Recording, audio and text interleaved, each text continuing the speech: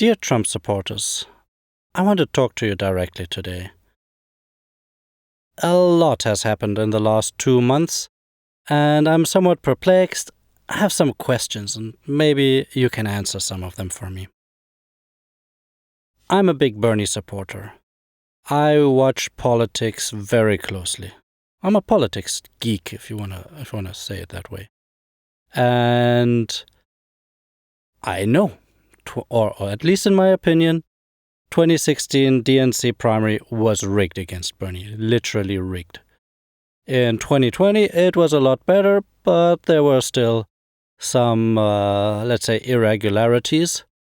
So I understand your complete distrust of the DNC, the DCCC. Screw them, yeah? I have no love for them either. I understand that you think there was voter fraud. And there was. Literally, there was. We caught him. The guy's going to jail. He voted twice. I forgot which state. Was it Michigan? I don't remember. Anyway, he voted for himself and a deceased loved one. And they caught him. Because every vote gets verified through several layers. You can't just vote for someone else and it will not be detected. And while we're talking about the DNC primary, how about we talk about the 2020 Republican primary? Now, if you want to see something that's truly undemocratic, there's a good example for you. Even though from the onset it was clear nobody would have a chance against Donald Trump in the Republican primary, there were 4 or 5 candidates running against him. Most of you will not even know them, because number 1, the media was biased against them. Number 2, I'm talking about like Fox News and whatnot. Number 2, they were barred in some of the states from even running. It was utterly undemocratic. Why does nobody talk about that? Why do you not hold your own party to the same standards? Do you even care about these standards? And yeah, let's talk about Biden. He did have, not just gaffes. The guy forgot the Pledge of Allegiance? It's corny, not a joke. Think about it. We hold these truths to be self-evident. All men and women created by you know the thing. You know how we. Come on. And some other things that he said are so cringeworthy. That, and then he was not like basically missing in action for weeks on end during the campaign, where you heard nothing from him. I understand that you find that hard to believe that this guy could have won. And let me tell you something. He didn't win. Trump lost. That's what happened. Nothing to do with Biden. Democrats are not enthusiastic in general about Biden, especially the left wing of the party.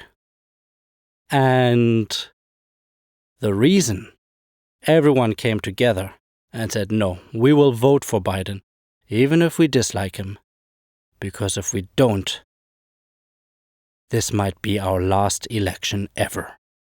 Literally, this was the fear of a majority of left-leaning people and independents within the country.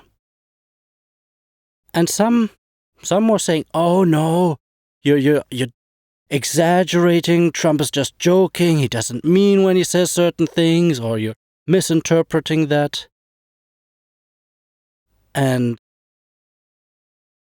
all of these doubts or fears, you proved them right on January 6th. You proved them right. We had all the reason to be afraid that democracy was at the brink of collapsing. You proved them right. It wasn't even Trump. You guys showed that if we let Trump and the Republican Party continue to have control over this country, we might literally not have elections anymore in 4 years. And looking back, there were so many opportunities just in 2020 for Trump to turn this thing around. He could have pushed through the $2,000 stimulus bill for everyone. He talked about it big and said he was going to push for it for several days. And then I guess Mitch McConnell came to his office and Trump backed down, like the little cuck that he is. And then there were other incidents like, why are there still troops in Iraq and Afghanistan? Why are we still drone striking? Why do we not have a border across the full length of the Mexican border like he promised? Why did he not pardon Julian Assange? The guy literally helped him win the 2016 election. And Trump's not going to pardon that guy? Instead, he pardons Bannon? The guys who stormed the Capitol for him? Thinking, oh, Trump will protect us? Trump will be marching with us, like he literally said. This, we're going to walk down and I'll be there with you. He's going to be there with him at the Capitol? He was at home watching TV, eating popcorn, while you guys are now all getting arrested. It's like, how much does Trump need to not do for you guys to finally hold him accountable? And on a final note, if you really think like that the Democratic Party was able to steal or shift millions upon millions of votes, while Trump is president, while his party holds control, whose fault is that then? Like, Trump literally then let it happen. He had the control. He could have put in policies and procedures and security measures to stop that. And he did. Obviously, they didn't. Right? Or then let's say if he was suspecting this was going to happen and didn't have the means to really stop it, then he would have had observations that would, after the fact, conclusively prove that millions upon millions of votes were stolen. And yet he couldn't prove it one single time in court. Not once. Is he either so incompetent and stupid, or maybe he just didn't want to be president anymore, in which case you should not be pushing for this bullshit anymore. Or maybe there was simply no election fraud in that manner. But whichever way you see it, Trump has let you down. And if he can't fight and win in court, then why are you throwing yourself in front of the bus?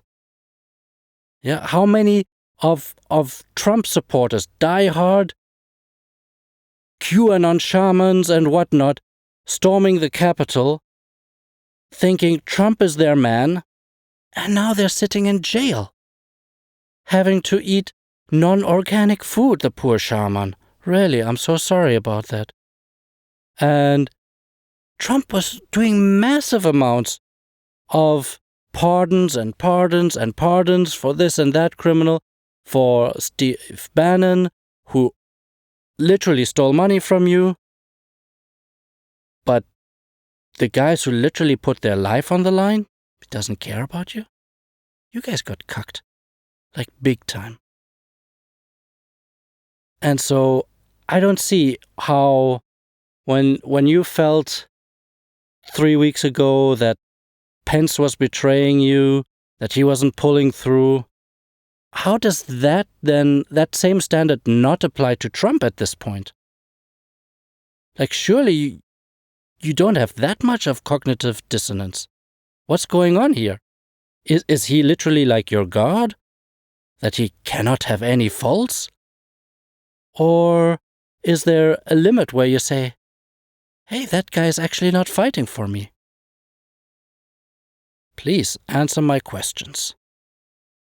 Last of all, I want to say, if you guys, and I know millions of you are leaving Fox News. So if you guys are leaving Fox News and, while you're in limbo or thinking like, what other news sources to go to, maybe some of you have made up your mind, but hey, maybe some of you haven't. Maybe I can make a few suggestions here. How about you go out and check out Beau of the Fifth Column on YouTube, or Xanderhal, or Vaush, or Rational National, or Kyle Kulinski. Just a few suggestions from my side, and who knows, you might actually agree with them more than you think. And, yeah, this might be a good thing. Anyway, thank you very much for watching. Comment, tell me your answers, your opinions. If you disliked, dislike. If you liked, thumbs up. Freedom of expression. Go ahead. Thank you very much. See ya.